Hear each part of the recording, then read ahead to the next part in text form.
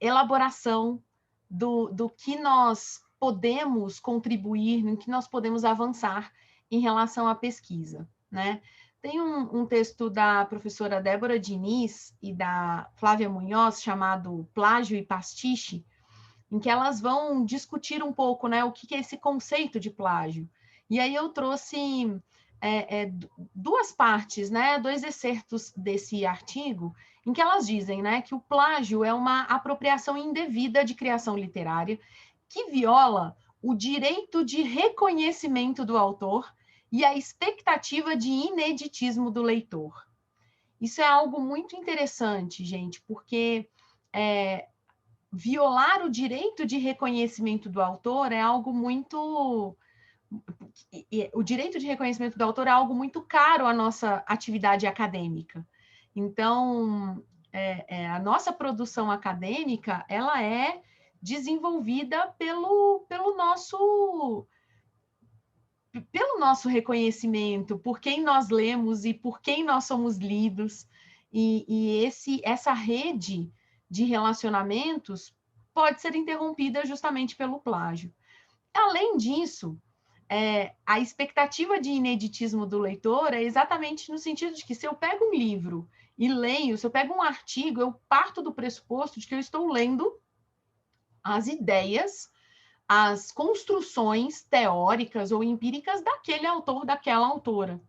Então, na medida em que essa expectativa é frustrada pelo plágio, há um processo de desconfiança da própria cultura acadêmica, da própria definição como estrutura mesmo, né, do conhecimento acadêmico. As professoras Débora Diniz e Ana Munhoz vão continuar dizendo que o plágio viola essencialmente a identidade da autoria, o direito individual de ser publicamente reconhecido por uma criação. Por isso, apresenta-se como uma ofensa à honestidade intelectual e deve ser uma prática enfrentada no campo da ética. Então, é por isso que eu comecei pelo crime, porque, digamos que o crime é a parte menos grave de todas, porque o mais prejudicial é, de fato, a recepção do plágio na comunidade acadêmica, né? O plágio significa desonestidade intelectual, justamente porque nós temos inúmeras formas de citação, inúmeras formas de reconhecimento da autoria. Além disso, é muito diferente o que se espera de cada fase acadêmica. A gente está aqui num seminário de iniciação científica, né? O que se espera num trabalho de iniciação científica? Se espera uma boa formulação de uma pergunta de pesquisa, uma pergunta de pesquisa que seja interessante e que seja respondível num tempo de uma iniciação científica. Não se espera uma pergunta altamente elaborada, como se espera numa tese de doutorado. Porque no caminho da carreira, né, da nossa vida acadêmica, nós temos fases. A iniciação científica é o primeiro degrau.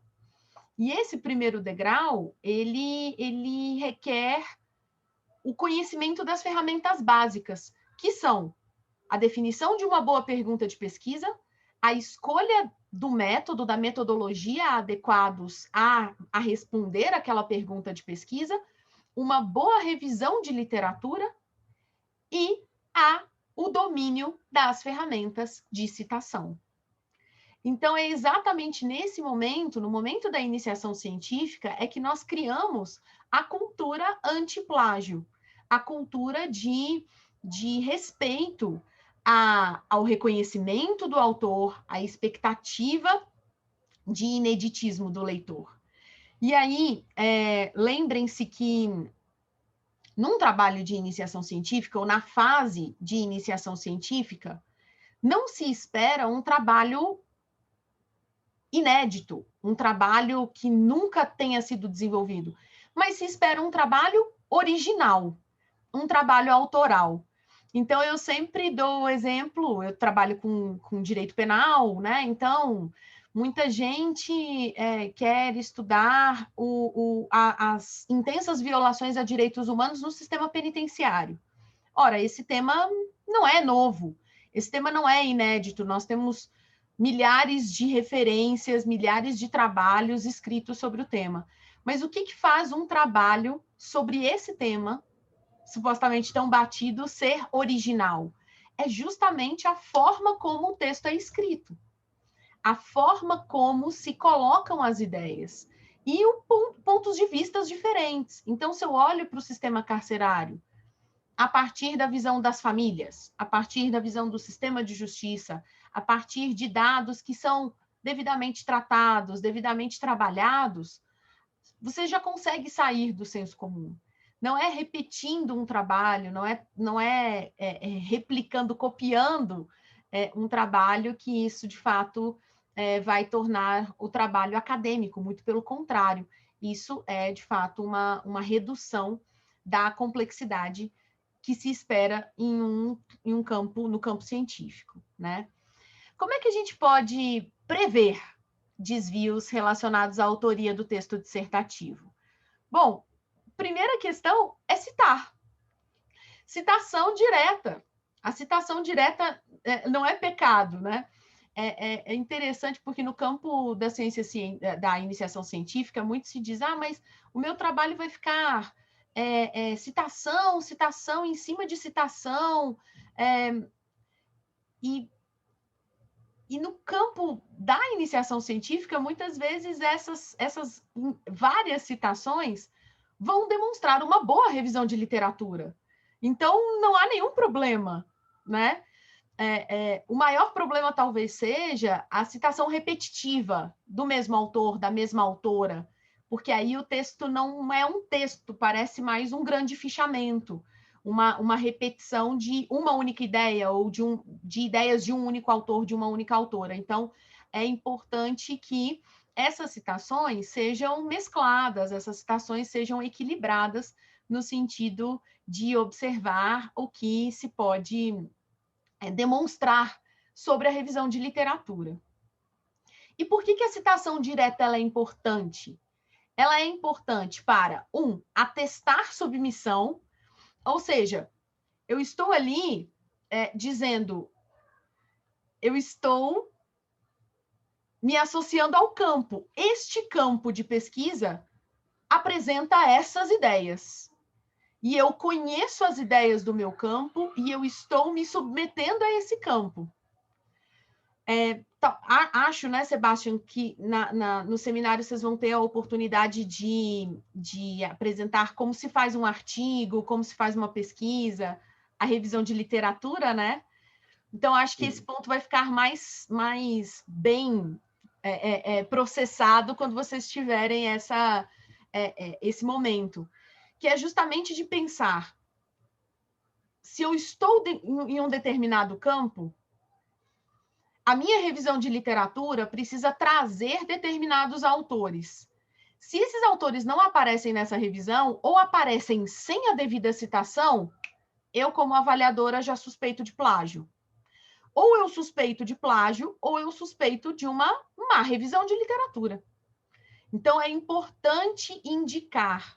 As citações são importantes para atestar essa submissão a um marco teórico, a submissão a um campo de pesquisa. Então, é bem importante essa definição. Segundo ponto, confirmar a opinião. Opinião do campo científico, tá? Confirmar uma tendência.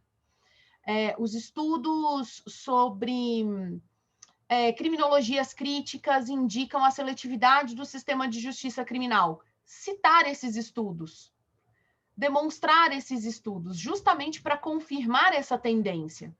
Então, a citação, ela é importante tanto para dar mais informações para o seu leitor, para a sua leitora, sobre onde acessar informações de forma mais aprofundada sobre aquilo que você está se referindo no seu trabalho, mas também elas são importantes para confirmar a opinião, para dizer, não sou só eu que estou dizendo isso, eu estou acompanhada deste autor, dessa autora, deste autor. Então, a ideia é justamente demonstrar a densidade do campo e a apresentação dessas referências para acesso a referências por outras pessoas. Ou então, a citação direta é importante para contrapor opinião, para demonstrar posicionamentos diferentes na doutrina, posicionamentos diferentes entre marcos teóricos diferentes. Então, é importante também para, de novo, né, mostrar o quão sofisticada é a revisão de literatura e apontar posicionamentos diferentes sobre os mais diversos conceitos.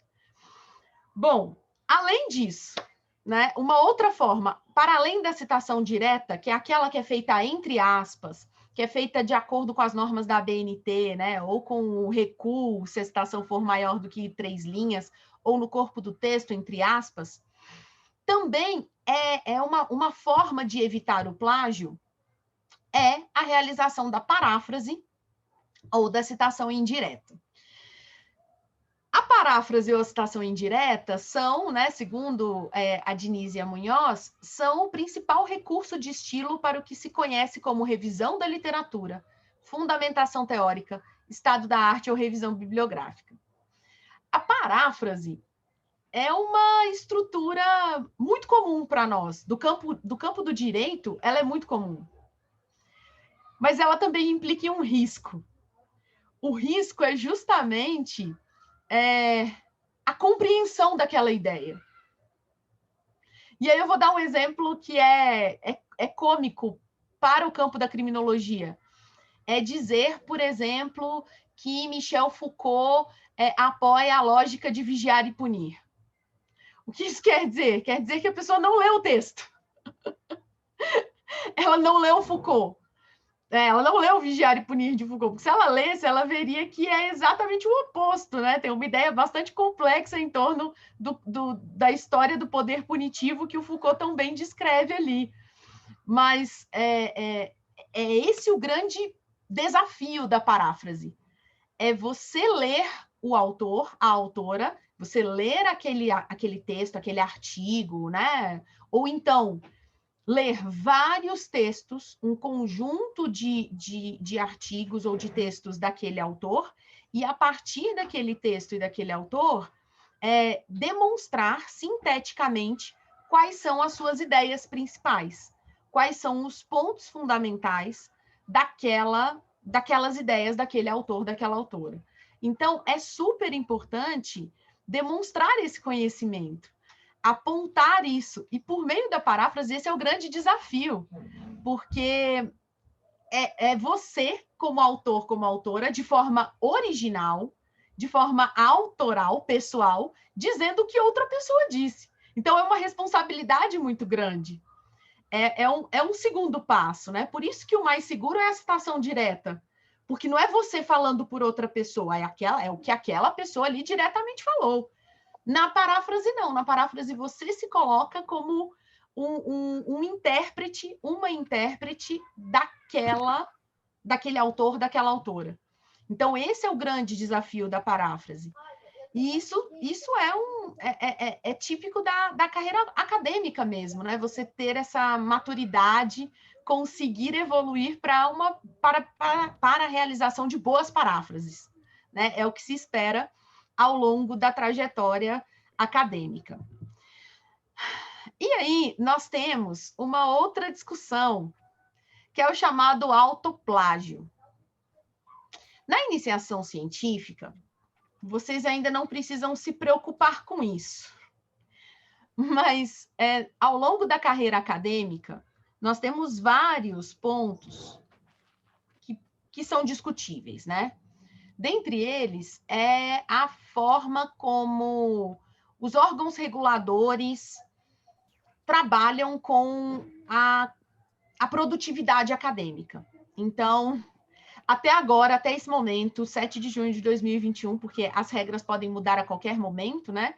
A CAPES, que é a Coordenação de Aperfeiçoamento de Profissionais do Ensino Superior, avalia os programas de pós-graduação por notas, por conceitos, que vão de 1 a 7. E esses conceitos são adquiridos por meio de pontuações. pontuações do programa de pós como um todo, pontuações dos professores e professoras que compõem o corpo permanente, e essas pontuações são conquistadas com a produção de textos. Então, textos em revistas qualis A1 valem 100 pontos, A2 85, B1 75, eu acho que é isso, 50, e B2 25. Uma coisa assim. Mas, e a cada quadriênio, a cada 4 anos, há um processo de avaliação dessa pontuação. E para conseguir essa pontuação, muitos autores e muitas autoras pegam textos já produzidos, né, já publicados ou escritos em um tipo de publicação e publicam em outro, né? E aí esses outros textos, eles vão sendo autocópias, né? Então, a pessoa já escreveu sobre um determinado assunto, e aí ela pega uma parte daquele texto que ela já escreveu e já publicou em algum lugar e traz para outra publicação, para outro texto. Isso é o chamado autoplágio. Não se recomenda, de forma alguma, a realização do autoplágio.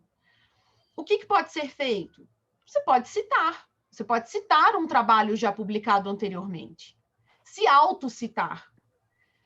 Só que essa autocitação também não é lá tão bem vista no campo, especialmente porque, quanto mais você se autocita, mais você se identifica num trabalho.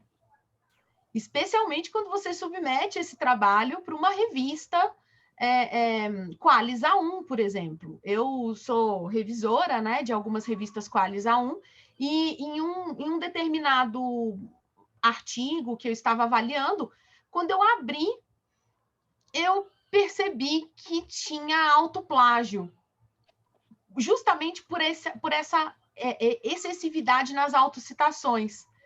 Eu imediatamente identifiquei a autora, porque ela se autocitava em conceitos em que havia outros autores e outras autoras para citar. Mas ao invés de escolher outros autores e outras autoras, como, por exemplo, definição de controle penal, ao invés de citar o Zaffaroni, eu me cito. Então, esse tipo de estratégia também não é bem vista porque viola o princípio da avaliação sem identificação por pares, que é a mais indicada para revistas de alta densidade científica. Então, o autoplágio pode acontecer dessas duas formas, né?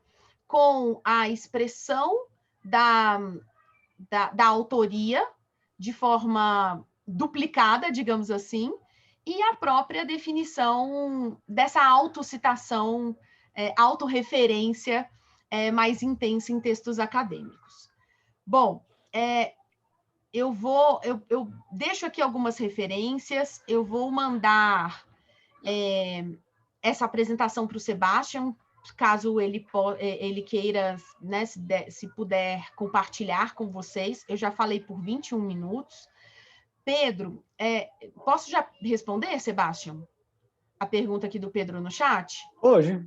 Acho adequado. Porque o Pedro está perguntando aqui se a graduação também está nessa métrica, incluindo o TCC como análise da produção. Pedro, sim. Professores e professoras da graduação também são avaliados e avaliadas pelo número de orientações que possuem, tanto na iniciação científica, na graduação, mestrado e doutorado. Então, é importante. Agora, para ver a avaliação do TCC como produção, o ideal é que o TCC seja convertido em um artigo e seja publicado. E aí, isso leva a uma outra discussão, que eu não sei se a gente vai ter tempo de fazer hoje, que é a coautoria. Porque na medida em que você desenvolve um trabalho com um autor, com um aluno, com uma aluna da graduação, esse trabalho autoral é do aluno, da aluna. Eu não sou coautora do TCC, do aluno, da aluna. Eu sou orientadora. Então, o próprio nome diz, eu oriento, olha, vá por aqui, talvez esse método seja mais adequado, leia tal referência. Na medida em que se toma a iniciativa de se realizar uma coautoria, isso significa que eu vou pôr a mão na massa. Eu não posso considerar que o trabalho de orientação configure coautoria. Então, eu pego uma parte do artigo, desenvolvo mais, trago outros marcos teóricos, pego a pesquisa empírica que baseou o TCC e analiso mais dados. Aí sim eu tenho uma coautoria. Conversamos sobre as considerações finais, sobre as conclusões do texto. Aí nós temos uma coautoria. Então, essa avaliação do TCC, ela também é feita na medida em que esse TCC é bem avaliado em uma revista. E aí isso tudo também depende das possibilidades de cada avaliação das revistas, né? Porque muitas vezes algumas revistas não admitem como coautores e coautoras graduandos, algumas A1 não aceitam, aí tudo depende de como vai haver a avaliação da revista. Mas acho que coautoria também é um assunto para outro encontro nosso. Enfim, agora eu falei 24 minutos. Agradeço muito pela oportunidade de participar e estou à disposição para qualquer dúvida e mais diálogo. Muito obrigada. Muito obrigado, professora Carolina. É bem interessante que você traz, né, já um convite para a nossa audiência dos próximos painéis que haverão durante a semana, justamente porque é bem relevante a gente discutir a ética num fazer a pesquisa antes da gente ver como é que se faz pesquisa, né? É uma precaução importantíssima para nos orientar, para nos guiar, né, na realização das pesquisas. Dito isso, vou dar passo ao professor Márcio Cunha para nos compartilhar com suas reflexões. Professor. Obrigado, Sebastião. Sebastião, eu não sei se você quer fazer as perguntas para a professora Carolina antes de eu falar, já que a gente está com essa limitação de tempo, né, professora Carolina? Como a senhora ficar mais à vontade, tá bem? Pelo chat, enfim, não, a professora chegou... Eu acho que não, acho que a gente segue, e aí se tiver alguma pergunta eu respondo. Então, beleza. Então, bom, Sebastião, boa tarde. Professora Carolina, é um prazer estar aqui, compartilhando esse espaço. Todo mundo que está aqui também, muito obrigado pela participação. Alguns avatares conhecidos aqui, outros não, mas muito obrigado pela oportunidade. Bom, pessoal, eu vou também tentar fazer uma fala rápida e deixar para mais para conversa depois, se vocês quiserem, se tiver alguma coisa específica, mas eu preparei alguns pontos, talvez, para a gente iniciar a discussão sobre integridade acadêmica, como geralmente se fala, assim, desse aspecto um pouco mais amplo. Algumas pessoas falam em ética acadêmica, acho que a expressão integridade acadêmica é mais interessante, talvez por ser um pouco mais generalista, né? Então, a minha pretensão é falar um pouco sobre o sistema de integridade acadêmica, digamos assim. E, no final, falar um pouquinho sobre comitês de ética, mas eu acho que é mais interessante falar do motivo pelo qual eles são importantes, e depois eu falo um pouquinho do comitê em si. Para começar, né, o que significa isso exatamente, integridade acadêmica? Quando a gente fala nessa expressão, o que significa? E aqui uma tradução minha, mas um conceito que é frequentemente utilizado, que é esse conceito de que a pesquisa acadêmica e a pesquisa científica, vejam, é construída a partir de uma raiz profunda, que é a confiança. aqui a professora a Carolina mencionou, inclusive, que um dos principais problemas do plágio é que você rompe essa confiança. Mas tem outras formas de você romper essa confiança, que é a base, a raiz, a estrutura, o alicerce da pesquisa acadêmica. E veja, é um momento bem propício para a gente falar, para a gente conversar sobre isso, porque é fato que a gente tem se beneficiado nas últimas décadas, nessa crise que a gente está vivendo agora desde o ano passado, a gente se beneficiou como sociedade, como pesquisadores, como governantes, como agentes públicos, a gente se beneficiou de uma confiança existente, de uma confiança prévia das pessoas no processo científico, no processo acadêmico. A gente viu isso, como a gente para e presta atenção quando alguém da ciência, um cientista vai falar, como a gente dá mais credibilidade para essas pessoas do que, às vezes, pessoas que não falam a partir da ciência. E essa crise toda nos dá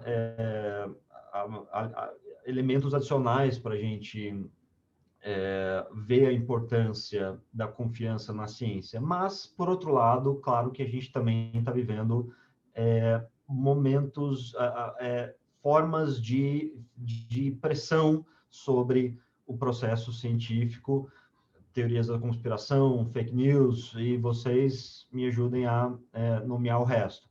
Mas a gente também está vendo, por outro lado, desafios, alguns inéditos, alguns não tão inéditos, mas que estão sendo aprofundados nesses últimos anos. Então, por um lado, existem oportunidades, e por um lado a gente se beneficia da confiança que a gente tem na ciência. Por outro lado, a ciência está sendo pressionada e está sendo atacada também de formas que ela não era atacada com tanta força, talvez antes. E aqui, enfim, só uma citação ali também, mas da Hannah Arendt, mas eu poderia falar de, enfim, vários outros autores ou pessoas que falam da importância da confiança, a importância de valores como honestidade, integridade, e por aí vai. E isso tudo é importante para o direito, porque na medida em que o direito vai se tornando um campo empírico e o direito vai se tornando um campo preocupado com problemas reais, conectado a problemas de verdade, riscos relacionados à produção científica, à produção acadêmica, começam a surgir, começam a ganhar mais força. Quando a gente tinha um direito, um campo do conhecimento totalmente voltado a discussões apenas teóricas, filosóficas, que, claro que são importantes, mas muitas vezes elas estavam desconectadas de uma realidade empírica. Quando o direito era apenas isso, essas preocupações éticas talvez não fossem tão acentuadas, mas na medida em que o direito se transforma, na medida em que o direito passa por esse giro de se transformar numa ciência empírica, ainda que gradualmente, essas preocupações começam a ter maior peso, maior relevância para nós do nosso campo. Agora, para manter essa confiança, é preciso atuar com alguns valores: honestidade, confiança, consistência. E antes de falar um pouco mais sobre esses valores, eu queria mostrar e falar sobre algumas violações éticas. As violações éticas, por definição, vejam, o plágio é uma importante, é uma forma de violação ética, mas não é a única. Vejam, tem várias outras formas de sermos desonestos ou sermos, enfim, não muito corretos na pesquisa acadêmica. A fabricação de resultados, falsificação de resultados. Tem uma diferença aqui, né? A fabricação é invenção pura, a falsificação é adulteração.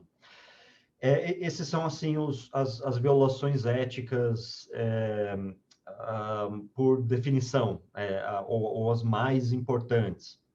E aqui eu cito algumas pessoas, mas são quase que grãos de areia num mar, ou grãos de areia numa praia muito maior. Mas de alguns casos em que houve uma ou mais dessas violações éticas e como isso acarretou problemas para o campo específico, para a ciência como um todo. Aqui tem esse químico brasileiro, esse psicólogo holandês, escrevia sobre discriminação em sala de aula, em espaços educacionais, tinha muitos papers e daqui a pouco se descobriu que ele estava fabricando, falsificando tudo. Isso causou um baque no sistema de avaliação de educação da Holanda. Esse cientista japonês, que esse daqui é o recorde, ele teve 172 papers publicados que foram retratados, ou seja, que a retratação é quando a revista publica, mas aí diz, não, cancela essa publicação, retrata essa publicação, porque ela ou é plagiada, ou é falsificada, ou é fabricada, e por aí vai. Então, essas são, assim, as violações éticas às quais a gente tem uma maior preocupação, talvez, hoje. Mas existem violações éticas potencialmente mais profundas e mais perigosas do que isso. Vejam esses exemplos. Esse exemplo dos experimentos da hipotermia no campo de concentração de Dachau, na Alemanha. Foram experimentos que os nazistas fizeram eles queriam saber qual temperatura o corpo humano aguentava antes de morrer. E aí eles faziam as pessoas passarem frio até morrerem, hipotermia até chegar à morte. Essa foi a forma que eles utilizaram nesse experimento para saber até quando o corpo humano resiste a temperaturas muito baixas. Esse outro experimento também da Segunda Guerra Mundial, o famoso experimento da Unidade 731 do Japão, que foi quando, basicamente, o Japão pegou prisioneiros de guerra, principalmente chineses e coreanos, e testou armas químicas neles, armas biológicas, testou antrax, testou um monte de substâncias que iam ser usadas depois como armas químicas nos prisioneiros de guerra. Vejam, aqui, em tese, um experimento parecido com o científico, acho que se assemelha mais a um processo pseudocientífico, justamente porque ele não tem essa preocupação com os participantes, mas que são casos, assim, os casos extremos da violação ética de pesquisa, da violação da integridade da pesquisa acadêmica. E aí vocês podem pensar, não, mas isso só aconteceu durante o período de guerra e em países autoritários, ditatoriais. Mas, na verdade, não. Nos Estados Unidos também tem um experimento famoso, esse chamado experimento de Tuskegee, que tem, inclusive, um filme chamado Cobaias. Esse experimento, ele estudou por 50 anos as consequências da sífilis no corpo humano.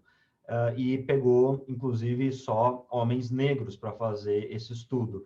E o que esse estudo fez foi não dar tratamento nenhum para esses homens, falar para eles que estava dando tratamento, mas, na verdade, não dar tratamento nenhum e observar como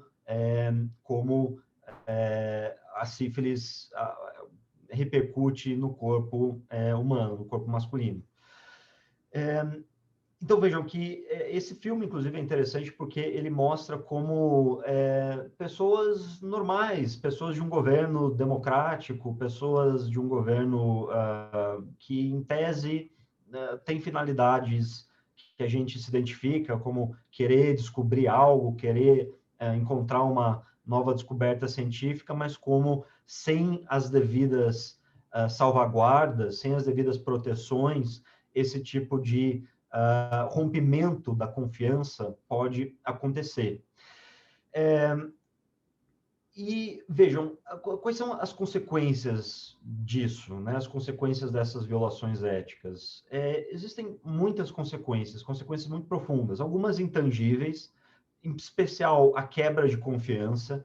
E nos Estados Unidos existe a discussão até hoje, né, de como comunidades negras, algumas não querem se vacinar, algumas têm uma desconfiança da medicina, em decorrência, em princípio, desse caso e de outros casos em que a população negra foi utilizada de cobaia para experimentos científicos. Então, veja como esse experimento já terminou, já faz seus bons 50 anos, mas como alguns dizem que ele continua repercutindo até hoje, em termos de falta de confiança.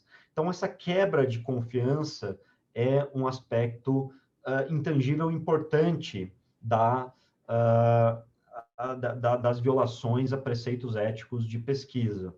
Mas muitas vezes há também consequências bastante concretas e tangíveis e verificáveis, como, por exemplo, esse famoso estudo que vocês conhecem, desse cara que falsificou o estudo que mostrava que existe uma correlação entre vacina e autismo.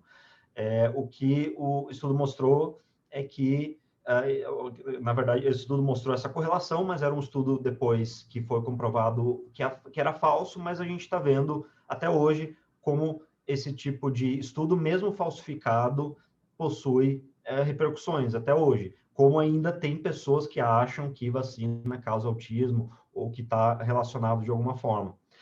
Agora, vejam, os exemplos que eu dei até aqui são exemplos das ciências médicas, da medicina, porque, de fato, esse sistema de integridade ética, de integridade acadêmica, integridade na pesquisa científica, ele se origina na medicina, porque a medicina faz esses experimentos que dizem respeito à saúde das pessoas, e faz intervenções que podem ter consequências na vida e na saúde das pessoas.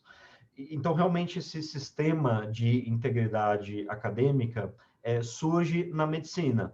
Mas, como eu lhes falei, na medida em que as ciências sociais e o direito começam a fazer entrevistas, experimentos e começam a ter uma conexão maior com o mundo real, essas preocupações começam a surgir no campo do direito também.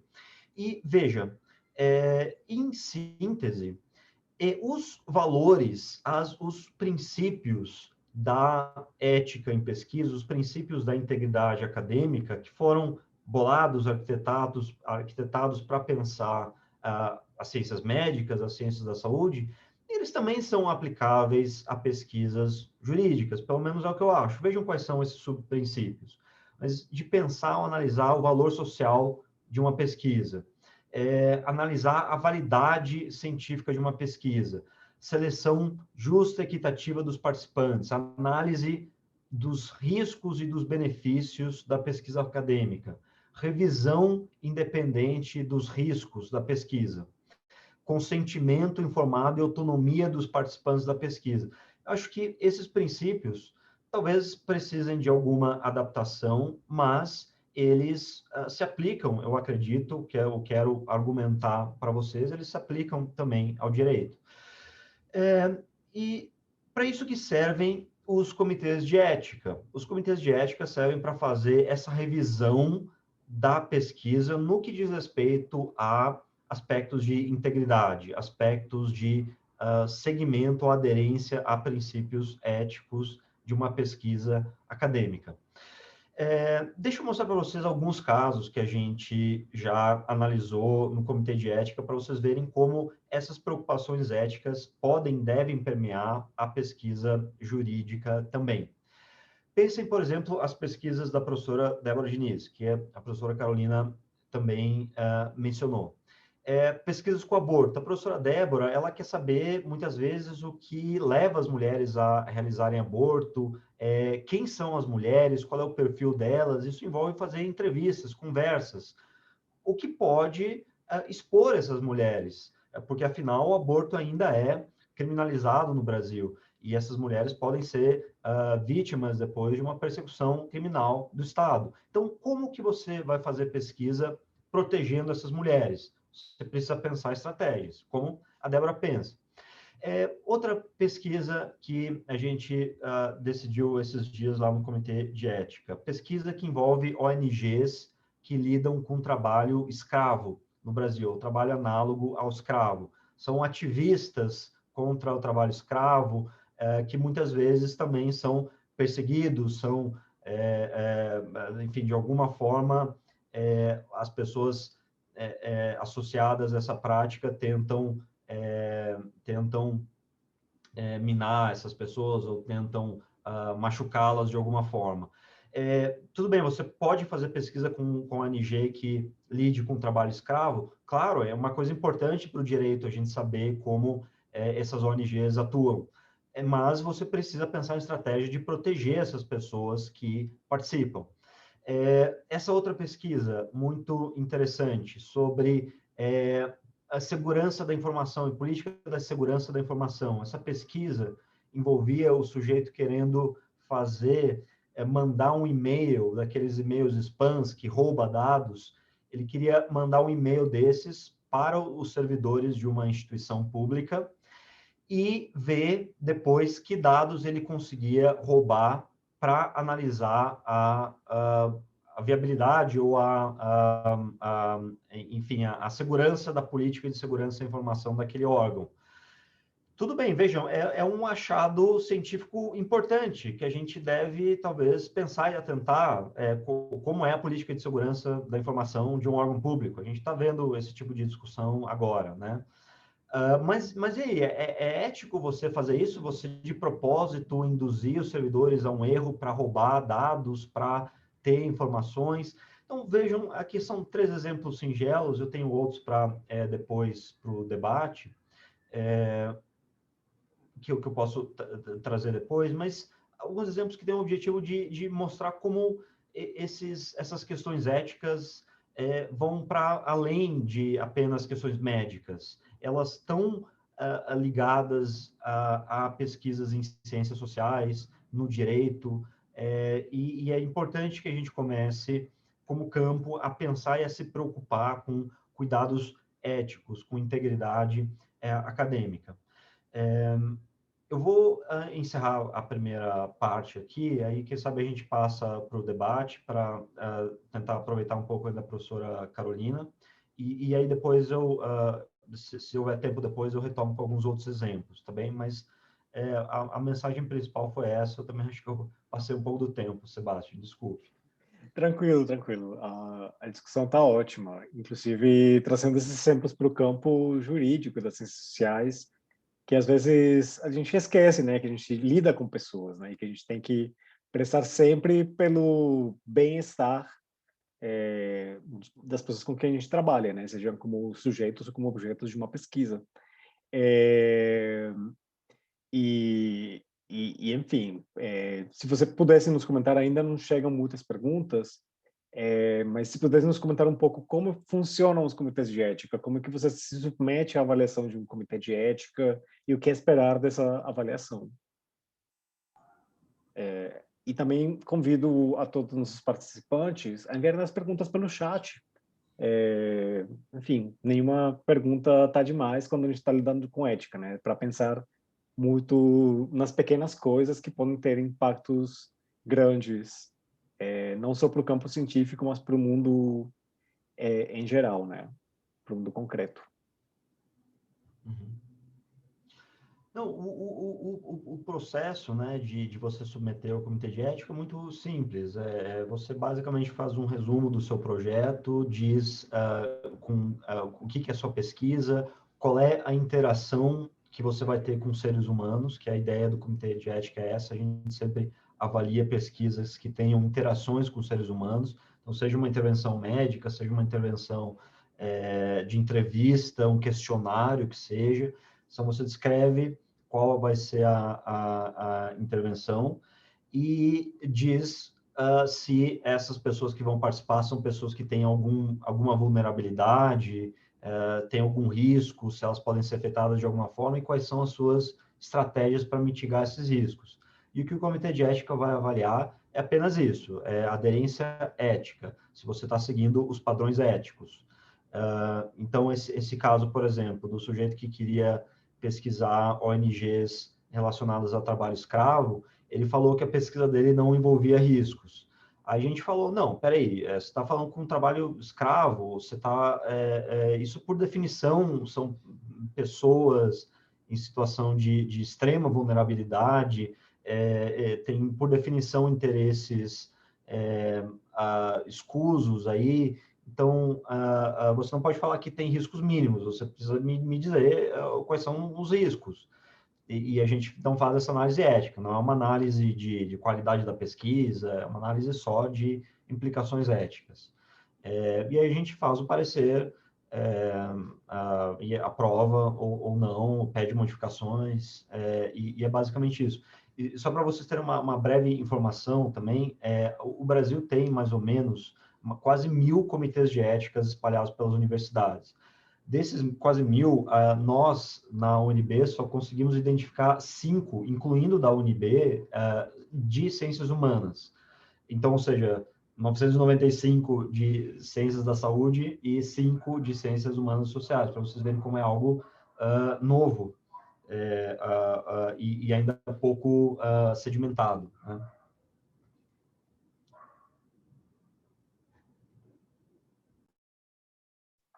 Muito obrigado. E é muito importante a gente estar trazendo esses debates para o nosso campo de ciências sociais e humanas, justamente porque é isso, como eu já disse, a gente lida com pessoas e toda interação pode trazer um risco, tem um impacto, gera algum tipo de... bem, não sei dizer agora. Professora, você tem algum outro comentário que queira fazer sobre isso? Eu tenho, na verdade. Eu queria parabenizar o professor Márcio pelas considerações, pelas provocações. E agora eu fiquei pensando muito no que ele falou, né? Que só 5 comitês de ética são de ciências sociais, ciências humanas, e eu fico pensando muito nessa característica do direito, de ser um campo muito autoritário, organizado por argumentos de autoridade, e que, de forma recente, ali, mais ou menos há 20 anos, 25 anos, e aí mais intensamente há uns 10, 15 anos, as pesquisas empíricas em direito vêm trazendo outra forma de se fazer pesquisa. E há também um debate, né, professor Márcio, sobre a necessidade ou não de submissão das pesquisas em ciências sociais a comitês de ética. Há determinadas áreas, aí, sobretudo da antropologia, que indicam a não necessidade dos comitês de ética. Eu, particularmente, acho que os comitês são bastante importantes, especialmente nesse contexto em que a ciência anda tão ameaçada, né? E quanto mais critérios nós tivermos para a elaboração das perguntas de pesquisa, para a definição das metodologias, e quanto mais, talvez, avaliação, mais diálogo sobre as pesquisas, melhor. E eu queria ouvi-lo um pouco mais sobre essa função, né, do parecerista. O que o parecerista propõe? O que o parecerista escreve no seu parecer? Porque o parecer não é uma lógica de sim e não, né? O parecer também tem essa ideia do diálogo, de propor alternativas, de indicar pontos fortes e pontos fracos em um determinado projeto de pesquisa. Acho que talvez seja interessante também te ouvir falar sobre isso.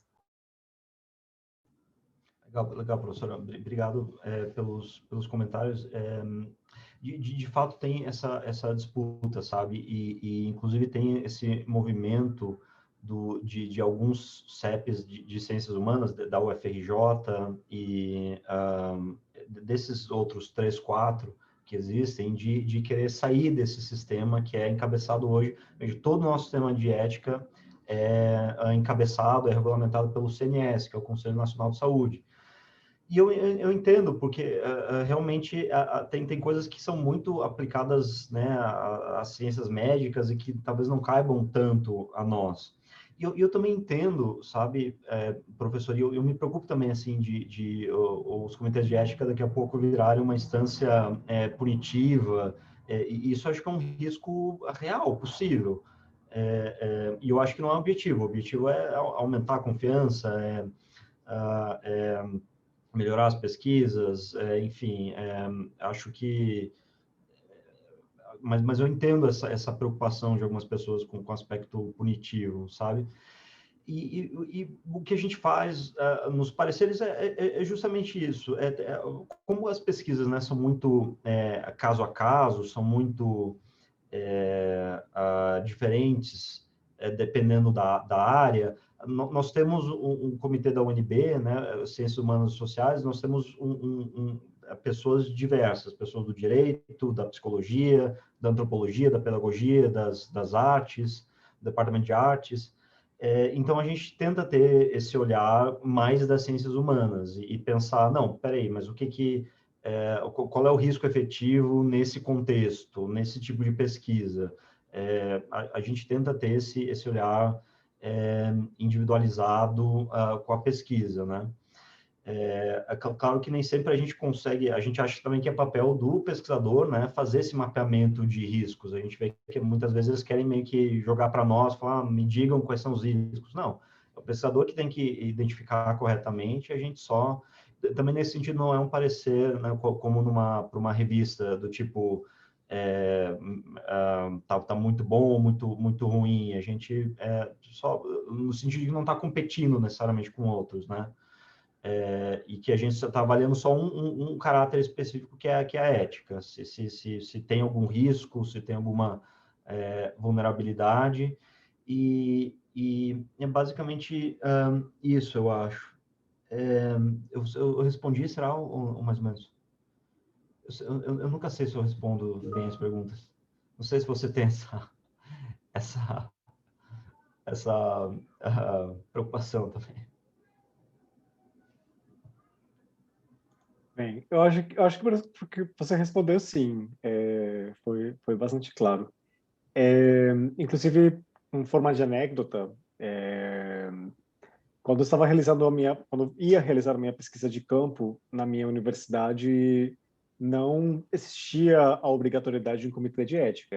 Era uma discussão que estava incipiente. Alguns professores, eu estava trabalhando com alguns movimentos indígenas e a pergunta de alguns professores era: você precisaria um comitê de ética? Você vai conseguir um termo de consentimento? E como não existia essa obrigatoriedade, meio que a nossa conversa, isso naquele tempo, né? Não agora. Agora é um pouco mais organizado. Mas era sempre pressar pelo bem-estar dos movimentos e das comunidades que eu ia entrevistar. E também pensar o que eles gostariam que fosse escrito sobre eles, e quais seriam esses limites de representação e apresentação, né? Sem se colocar como a voz de outros, e sim, enfim, de outra forma, tentar citar esses conhecimentos que não estavam bem codificados como forma escrita. Que aí faz um pouco esse enlace entre a necessidade de citar para evitar plágio e a questão ética de você dar voz e não tentar representar ou suplantar com quem você está trabalhando, né? E saber mais ou menos qual é esse limite, porque sempre um limite, né, meio às cegas, mas que a gente tem que respeitar a existência de outras pessoas, né? Nem tudo é justificado pelo nome da ciência. Então, só assim, trazendo um pouco essa anedota da minha experiência se servir a esse painel. Bem, deixo vocês para fazerem comentários. Não temos nenhuma pergunta aqui pelo chat. De novo, convido as pessoas a, a nos enviarem comentários, perguntas. E, enfim, enquanto isso, a gente vai aqui trazendo alguns comentários entre a gente. Se quiserem. Sebastião, eu vou precisar sair, que eu tenho um compromisso agora na sequência às 18, já estou levemente atrasada. Mas eu queria agradecer muitíssimo por participar e estou à disposição. Vou colocar meu e-mail aqui, que eu não coloquei na apresentação, caso alguém queira mandar alguma questão, sugestão? Ou inclusive pedir a bibliografia que a senhora tinha recomendado. Exatamente, exatamente. Estou totalmente à disposição. Um beijo, muito Obrigado, obrigada. Prazer. Tchau, Tchau, tchau. tchau, muito prazer. Obrigado. Tchau. Tchau, Obrigado, Isabela. professora. Beijos. Tchau, gente. Tchau, tchau. Bem, professor Márcio, você quer fazer algum outro comentário? Não, deixa eu Você sempre... talvez mostrar os outros casos que eu tinha trazido. Maravilha. Mas rapidinho, só para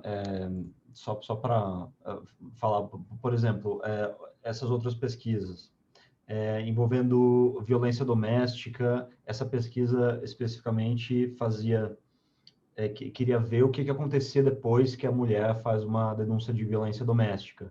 Então, ela ficava na delegacia, a delegacia recebia a ligação e depois ela passava a acompanhar o caso. Mas, de novo, veja, um caso delicadíssimo. Se você colocar o nome da pessoa que denunciou, por exemplo, o parceiro agressor pode ir procurar ela e matar ela. Então, vejam como os riscos podem ser grandes. Essa outra pesquisa que envolvia exploração de terras em comunidades indígenas, comunidades quilombolas, de novo, são pessoas que muitas vezes podem se deixar levar ou podem não estar totalmente informadas sobre eventuais riscos, sobre quem são aquelas pessoas. Então vejam como tem um campo gigantesco para a gente pensar risco em ciências sociais. Então, sintetizando, assim, né, a mensagem é essa, que existe uma ampla gama de riscos, de prejuízos potenciais a participantes de pesquisas, e esses riscos podem afetar a base, a estrutura do processo científico, né, que é a confiança. Porque se a gente não tem confiança das pessoas, a gente não vai ter pessoas para fazer resultado, para fazer teste clínico de vacina, de medicamento, de nada. Então, a confiança das pessoas é uma parte completamente central do processo científico. Se a gente não tiver isso, se a gente não conseguir preservar isso, a gente não tem ciência, não tem processo científico. Por isso que é tão importante. E no final, só para dizer assim que tem algumas questões assim, o que esse campo agenda para o futuro, assim, né? O que é falar em ética no futuro? Algumas pessoas têm falado da necessidade de o processo científico promover a diversidade. Esses são elementos também da ética em pesquisa, que você não pode falar numa pesquisa ética se você permite a manutenção de desequilíbrios de poder. Você não pode falar em ética se você não dá oportunidades iguais, você não inclui igualmente participantes de locais diferentes, de posições sociais diferentes. Então, assim, esse é o futuro da ética em pesquisa, aponta para essas direções, né, de diversidade, inclusividade, dentre outros. Então, vejam como tem pano para manga aí, né? Mas é só isso. Eu estou à disposição aí, se vocês quiserem. Só outro comentário, quando você trouxe o exemplo daquela pesquisa nos anos 90, que fazia uma relação entre o aumento de casos de crianças com autismo e de, enfim, e vacinas, isso gerou todo um movimento, né? Então, é muito importante a gente ter consciência do impacto das nossas pesquisas. Bem, né? Enfim, a gente conseguiu combater doenças e vírus e até quase erradicá-los. E hoje a gente vê exatamente o movimento oposto, né? De tentar convencer as pessoas de que as vacinas são seguras, de que não vai ter nenhum prejuízo futuro para a saúde ou para outras gerações. Então, acho bem importante esse tipo de debates e agradeço muito pelos seus comentários e sua participação, professor Márcio. Não, nada, é um prazer. Esse tema é muito interessante, né? Então, acho que é sempre válido conversar e estou à disposição aí do IDP, dos alunos, das alunas, se quiserem conversar algo mais. Acho que cortou ali no final, mas vocês escutaram, né, o que eu falei no final. Se quiser repetir, porque acho que caiu mesmo. Não, eu acho que no final eu só falei dessa parte o futuro, né, da ética em pesquisa, que aponta para a necessidade de diversidade, equidade, inclusividade, como elementos da ética, né, que você não pode falar, enfim, em uma pesquisa plenamente íntegra e ética se você não preza pela diversidade, pela inclusividade, pela transparência também. Transparência é um elemento que está sendo pensado já como um elemento da ética em pesquisa, né? Então, é só para assim, mostrar como o futuro é ainda maior para esse subcampo, né? Com certeza. Enfim, enquanto a gente progrede, mais dilemas éticos vão aparecendo também. Exatamente. Uhum. Bem, professor, muito obrigado a todos e todas as nossas participantes que nos acompanharam nesse painel e convidamos vocês a continuarem participando dos próximos painéis que iremos ter durante a semana de iniciação científica do IDP. Obrigado a você, Sebastião. Obrigado a todo mundo. Isso aí. Bem, boa noite. Até mais. Tchau, tchau.